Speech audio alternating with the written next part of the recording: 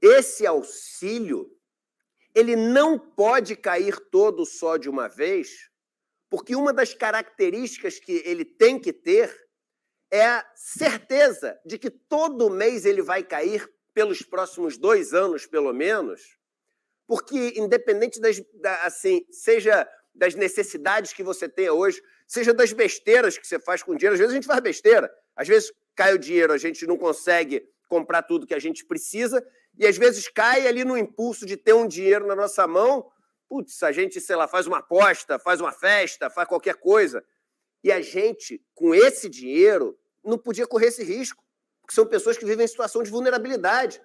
Então é o seguinte, meu irmão, eu sei que é pouco, eu sei que esse negócio não faz a vida de ninguém minimamente digna, mas uma certeza você pode ter. Ao longo dos próximos 2 anos, todo mês vai cair. Aí os caras fazem um negócio que tira essa lógica e joga tudo para o primeiro mês para um cara que está desesperado e todo endividado. Aí ele não só endivida ainda mais o cara, como pega o fluxo que vai cair para os próximos 2 anos, quase metade desse fluxo, que tem o limite ali, e joga tudo. E eu falei, isso é absolutamente errado. Aí, segunda coisa que eu falei, cara, olha os juros que esses caras estão cobrando. Nós aqui no ICL, fomos o primeiro a dar essa notícia, porque a gente fez a denúncia com uma simulação, quando ainda não estava nem aprovada, uma simulação que foi feita dentro do Banco Pan-Americano, que foi enviada através do João Paulo Pacífico, foi uma pessoa que enviou para ele, pedindo para enviar para a gente. Então ainda era simulação. Foi uma denúncia de dentro dos bancos. E aí, quando a gente viu aquilo, a gente falou 80%, 90%, tem que ter um limite. Não teria limite se não fosse o ICL. Não teria limite se não fosse o ICL. Depois da pressão que nós colocamos, os bancos grandes falaram que não fariam parte. Era óbvio. E o limite que veio depois foi de 3,5% por 50% ao ano. Ridículo. Ridículo. Um dinheiro que o governo que paga. Não teria limite, não teria freio. Mas mesmo assim continuou um absurdo. E a gente cantou todas as pedras. Aí o que acontece? Agora, e a gente tem que se perguntar o porquê do agora, porque foi em agosto que isso aconteceu. E aí agora o Aras chega e fala o seguinte, olha, é inconstitucional. Por quê? E para ser sincero, eu acho que foi até fraca a argumentação dele. Porque são pessoas em situação de vulnerabilidade, isso pode levar elas a um endividamento explosivo e tira o propósito do... Mal feito, podia ser muito mais bem feito. Mas o negócio é tão óbvio, Vivian, que ia acontecer isso. Agora, a pergunta que todo mundo tem que se fazer é o seguinte, se é tão óbvio, por que ele só fez agora? Por que ele não fez antes? Por que ele não fez antes nada do que tinha que ser feito? Por que ele antes não apreciou todas aquelas denúncias que tinham de tudo que foi feito de uma maneira absolutamente estranha, torta durante a Covid? 4 de agosto, Edu. Olha só, Paulo Paim, aqui uma coisa muito especial. 4 de agosto, senador Paulo Paim, muito cuidado com essa armadilha. Empréstimos consignados para beneficiários do Auxílio Brasil com juros que podem chegar a quase 5% ao mês, quase 70%, 80% ao ano, estão sendo oferecidos. Temos projetos para barrar esse abuso. E você sabe qual é o projeto do senador Paulo Paim?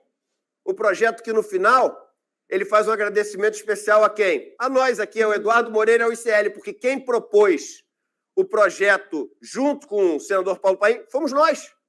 Lembro disso. Então, assim, gente, eu queria começar hoje. Foi bom que eu dei aqui uma ducha de iracúndia sagrada, como diz meu querido Leonardo Boff, né? Ou iracúndia sagrada, eu já ouvi das duas maneiras.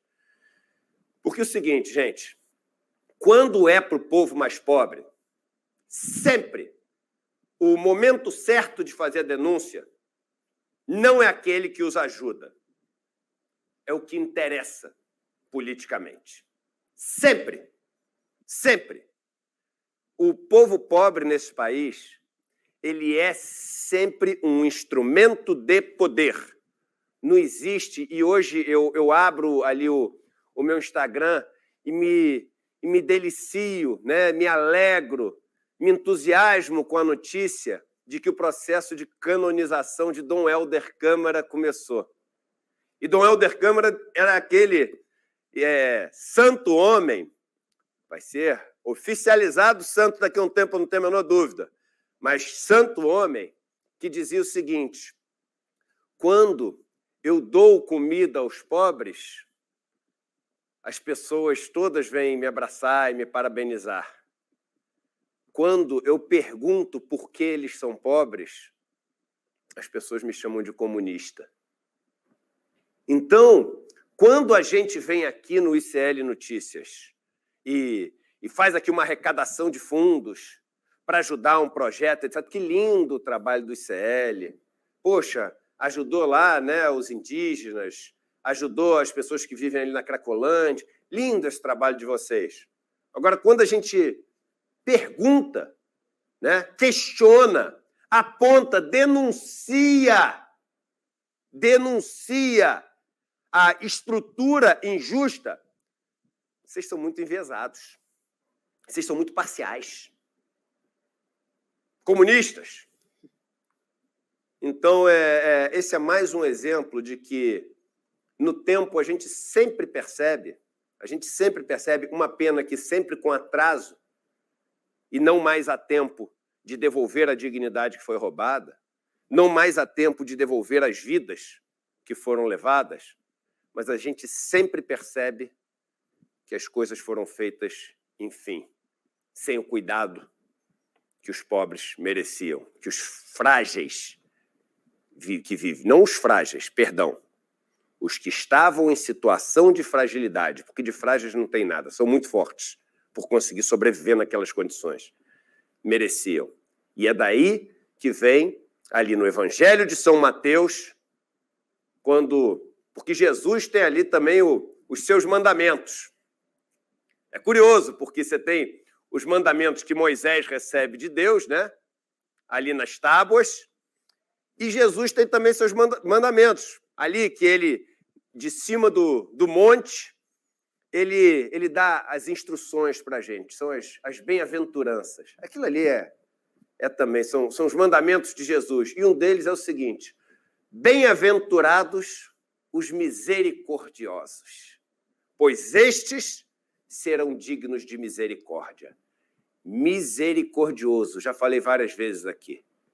Córdia, coração, mísero, os pequenos, os que estão vivendo numa situação de fragilidade, os que estão em situação de pobreza, os que estão em situação de rua.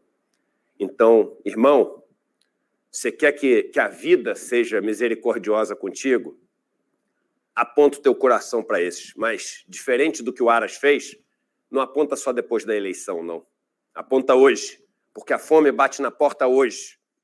A chuva cai na cabeça hoje. A situação de insegurança por causa da guerra que existe ao redor não acontece amanhã, acontece hoje para essas pessoas. Então é hoje que a gente tem que cuidar delas. Mesmo que, fazendo isso, a gente seja, assim como Dom Helder, que privilégio, né? Ser chamado de algo que Dom Helder foi também. Nem que a gente fazendo isso, a gente seja chamado de comunista.